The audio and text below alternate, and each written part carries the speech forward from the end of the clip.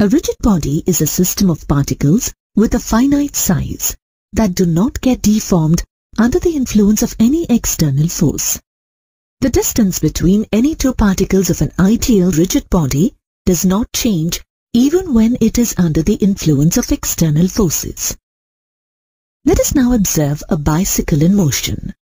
If A and B are two particles on the frame, as the bicycle moves, the displacement is the same for both A and B. It implies that the velocity of particle A is equal to the velocity of particle B. This is also true with all other particles of the rigid body. Such a motion of a rigid body in which the velocity of all the constituent particles is the same at any instant of time is known as translational motion. Let us consider another rigid body, a door. Mark 2 points P and Q on the door and observe their motions as the door is opened or closed. When the door is in motion, do the 2 points P and Q have the same displacement? Their displacements are not equal. Hence, the motion of the door is not translational. This is known as rotational motion of a rigid body. The door is fixed to a line passing through the hinges. This fixed line about which a rigid body rotates is called the axis of rotation. When a rigid body is in rotational motion, how do the different particles on it move? When a rigid body is in rotational motion, every point on it moves along a circular path with the center on the axis of rotation, and the plane of this circle perpendicular to the axis of rotation.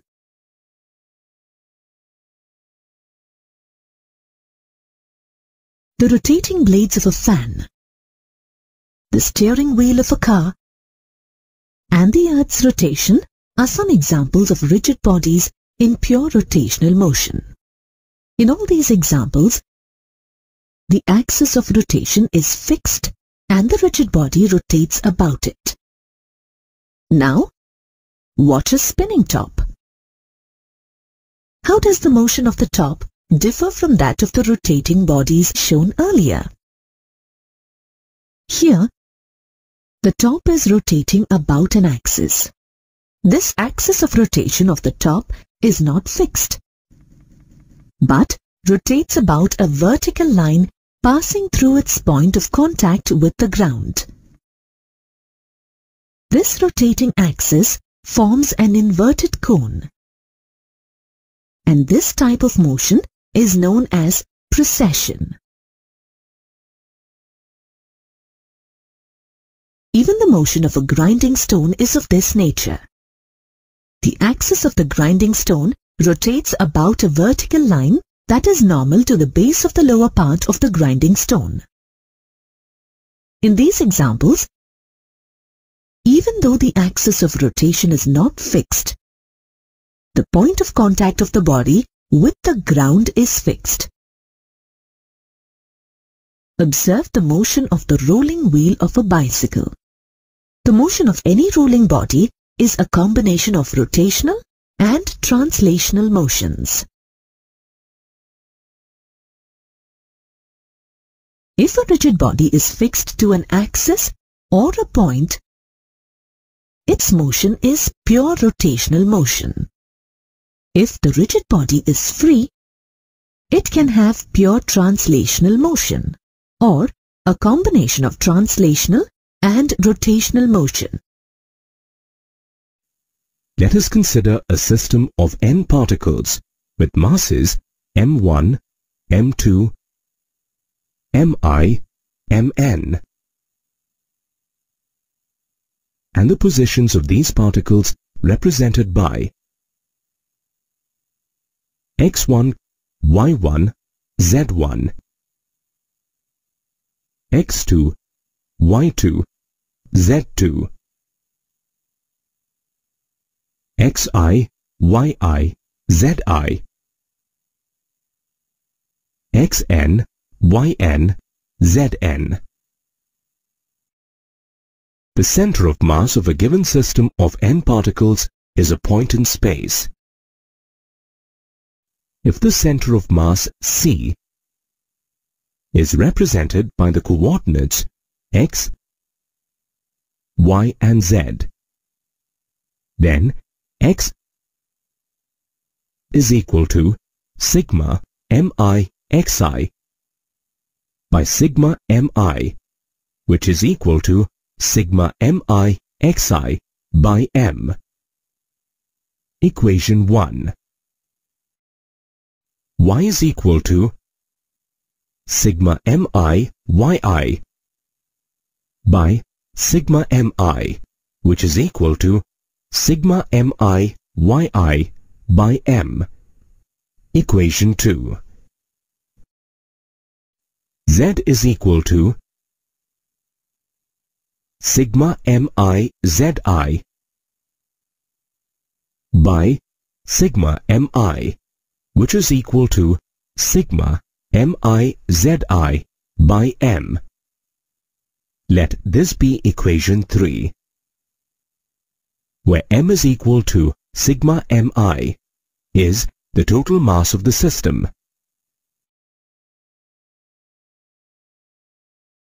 The location of the center of a mass of a system of particles depends on the locations of constituent particles and their masses. For example, consider two identical particles, each of mass 2 kg, located at points P of 2, 0, 0 and Q of 8, 0, 0. Since both particles are along the x-axis, even their center of mass lies on the x-axis. X is equal to sigma mi xi by m, equal to m1 x1 plus m2 x2 by m1 plus m2, which is equal to 2 into 2 plus 2 into 8 by 2 plus 2, equal to 5. The location of the center of mass is C1, 5, 0, 0. Note that when masses of both particles are equal, x is a simple average of x1 and x2. What happens to the center of mass if the mass of the second particle is increased to 6 kg? x2 is equal to m1 x1 plus m2 x2 by m1 plus m2, which is equal to 2 into 2 plus 6 into 8 by 2 plus 6, equal to 6.5. The center of mass C2, 6.5, 0, 0, moves closer to the heavier mass. If we place one more particle of mass 4 kg at point R, 6.5, 6, 0, where will the center of mass of the 3-particle system be positioned? The given set of particles are on the xy plane, and hence the center of mass also lies on the xy plane. On simplification as shown, we get x is equal to 6.5 and y is equal to 2.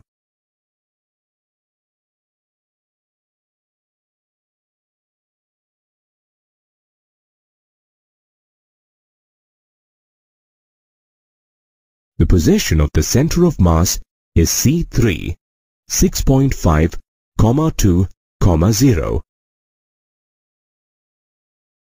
On observing the above cases, we can regard the center of mass of a system of particles as the mass-weighted average location of the constituent particles.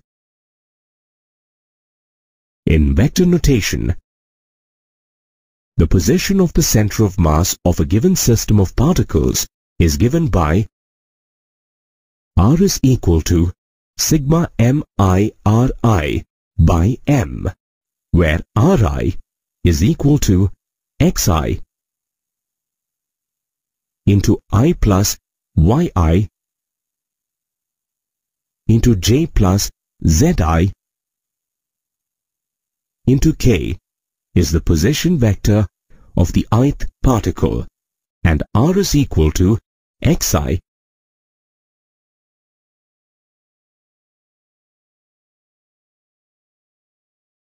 plus yj plus zk is the position vector of the center of mass. If we take the center of mass as the origin of our frame of reference, then sigma mi into Ri is equal to 0. Here, the sum is a vector addition. This equation can be split into three equations. Sigma mi xi into I is equal to 0. Sigma mi yi into j is equal to 0. And sigma mi zi into k is equal to 0. In the two-particle example discussed earlier, with masses 2 kg and 6 kg, if the center of mass is chosen as origin, then x1 is equal to minus 4.5 and x2 is equal to 1.5. Sigma mi xi into I is equal to m1 into minus x1 plus m2 into x2, which is equal to 2 into minus 4.5 plus 6 into 1.5, which is equal to 0. When we deal with rigid bodies of continuous distribution of matter, we need to replace the summation symbol sigma in equations 1, 2, and 3 with an integral symbol. The coordinates of the center of mass of a continuous mass distribution is denoted by x is equal to 1 by m integral of x dm. Y is equal to 1 by m integral of y dm. Z is equal to 1 by m integral of z dm, where m is the total mass of the body.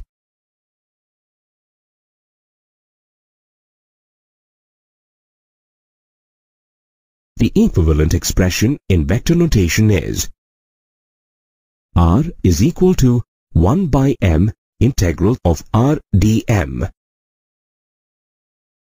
We can make use of symmetric considerations while finding the center of mass of homogeneous and regular shaped bodies. For example, let us consider a homogeneous ring of radius r on an xy plane. Let us position the origin at the geometric center of the ring. If we consider a small element of mass dm in one direction, because of reflection symmetry, there is an identical element of mass dm in the opposite direction. If the coordinates of the first element are x, y, then the coordinates of the other element will be minus x, minus y. When all these elements are added, we get integral of x dm is equal to 0 and integral of y dm is equal to 0. This happens only if the center of mass of the ring coincides with its geometric center. Based on similar symmetric considerations, we can prove that the center of mass of a thin rod, uniform disk, uniform sphere and other such regular bodies lies at their geometric center.